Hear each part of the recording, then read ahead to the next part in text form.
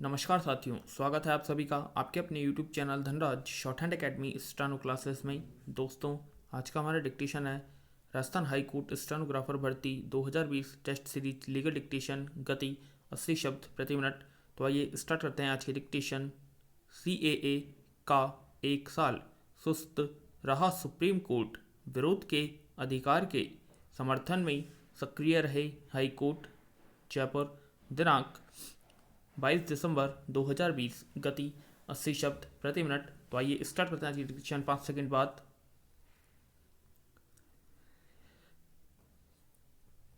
Start.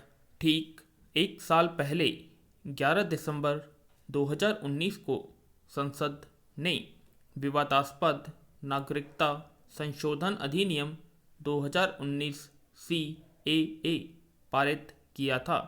अधिनियम की संवैधानिकता पर पड़ोसी राष्ट्रों से धार्मिक उत्पीड़न के कारण भागे शरणार्थियों को संरक्षण देने के कथित उद्देश्य के साथ पारित मुस्लिम प्रवासियों और गैर मुस्लिम बहुसंख्यक पड़ोसी देशों के दायरे से बाहर रखने के कारण गंभीर बहस हुई। धार्मिक कोण जोड़कर भारतीय नागरिकता की मूल अवधारणा में आए बदलावों, नागरिकों के राष्ट्रीय रजिस्टर के संबंध में अनिश्चितता और इसके स्पष्ट पूर्ववर्ती राष्ट्रीय जनसंख्या रजिस्टर के संबंध में चिंताओं ने देश में उथल पुथल मचा दी। CAA NCR NRC के खिलाफ सुप्रीम कोर्ट में 140 से अधिक रिट याचिकाएं दायर की गईं। कई राज्य सरकारों ने इसके प्रावधानों को लागू नहीं करने का संकल्प लिया। संयुक्त राष्ट्र मानवाधिकार निकाय जैसे अंतर्राष्ट्रीय संगठनों ने विश्व होकर अधिनियम की मूलतः भेदभावपूर्ण प्रकृति पर टिप्पणी की। संयुक्त राष्ट्र के मानवाधिकार आयुक्त ने भी CAA पर सवाल उठाते हुए सुप्रीम कोर्ट में हस्तक्षेप किया। इस कानून ने देश भर में बड़े पैमाने पर नागरिक विरोध आंदोलन को हवा दी, जिन्हें राज्य सरकारों ने धारा 144 लगाकर पुलिस की कार्रवाइयों, इंटरनेट शटडाउन आदि के जरिए क्रूरता से दबाने की कोशिश की। जबकि कई लोग नागरिकता से संबंधित मुद्दों पर एक समीचीन और आधिकारिक घोषणा के लिए सुप्रीम कोर्ट की ओर देख रहे थे। भारत के मुख्य न्यायाधीश SA बोबडे के नेतृत्व वाली संस्था ने सबरीमाला समीक्षा में उठाए गए आवश्यक धार्मिक प्रथाओं के सवालों को प्राथमिकता देने के लिए चुना विराम।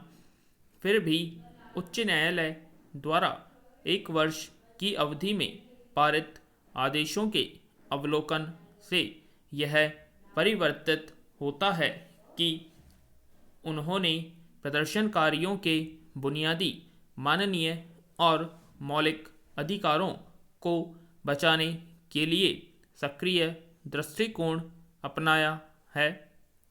स्वतंत्र भाषण के अधिकार, जीवन के अधिकार और व्यक्तिगत स्वतंत्रता के अधिकार की रक्षा के लिए प्रेरित रहें और असंतोष के अधिकार पर जोर दिया विराम।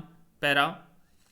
रिपोर्ट के अनुसार CAA विरोधी हिंसक प्रदर्शनों में उत्तर प्रदेश में कम से कम 23 लोग मारे गए, हजारों को गिरफ्तार किया गया और सैकड़ों FIR दर्ज की गई। इसमें 15 दिसंबर 2020 को अलीगढ़ मुस्लिम विश्वविद्यालय परिसर में हुई हिंसा भी शामिल है। कहा गया कि छात्र 13 दिसंबर 2019 से नागरिकता संशोधन अधिनियम के खिलाफ शांतिपूर्ण विरोध प्रदर्शन कर रहे थे। हालांकि 15 दिसंबर 2019 को बिना किसी उचित और वैध कारणों के पैरा मिलिट्री फोर्स और राज्य पुलिस ने प्रदर्शनकारी छात्रों पर लाठी चार्ज किया। छात्रों पर आंसू गैस, रबर बुलेट और छर्रों की फायरिंग भी की गई। विराम घटना की अदालत की निगरानी में जांच की मांग पर 19 दिसंबर को इलाहाबाद उच्च न्यायालय ने उत्तर प्रदेश सरकार और AMU प्रशासन से जवाब मांगा। इसके अलावा मामले की तात्कालिकता को देखते हुए मुख्य न्यायाधीश के नेतृत्व वाली खंडपीठ ने जिला मजिस्ट्रेट अलीगढ़ को यह सुनिश्चित करने का निर्देश दिया कि छात्रों को और कथित घटना में घायल हुए लोगों को सभी आवश्यक चिकित्सा सहायता प्रदान की जाए। विराम पैरा। यह आदेश भारत के मुख्य न्यायाधीश द्वारा जामिया मिल्लिया इस्लामिया और AMU में हुई पुलिस हिंसा की घटना पर संज्ञान लेने से इनकार करने के कुछ दिनों बाद आया और टिप्पणी की गई कि न्यायालय को धमकाया नहीं जा सकता। उन्होंने वरिष्ठ अधिवक्ता इंदिरा जयसिंह से कहा कि अगर हिंसा बंद हो जाती है तो सुप्रीम कोर्ट इस मामले की सुनवाई अगले दिन करेगा।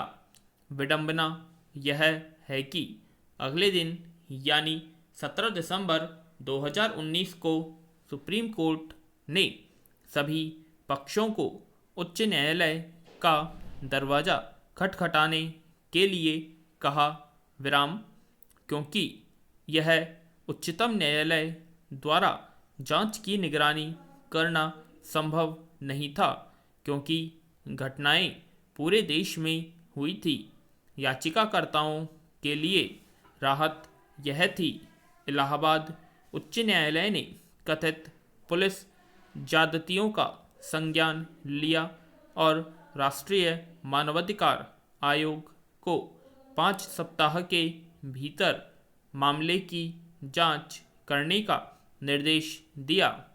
आखिरकार 24 फरवरी को इलाहाबाद उच्च न्यायालय ने पुलिसकर्मियों को मोटरसाइकिलों को नुकसान पहुंचाने और AMU के पकड़े गए छात्रों को आवश्यक रूप से लाठी से मारने का दोषी पाया और अदालत ने उत्तर प्रदेश पुलिस महानिदेशक को निर्देश दिया कि वह दोषी अधिकारियों की पहचान करे और कार्रवाई करे।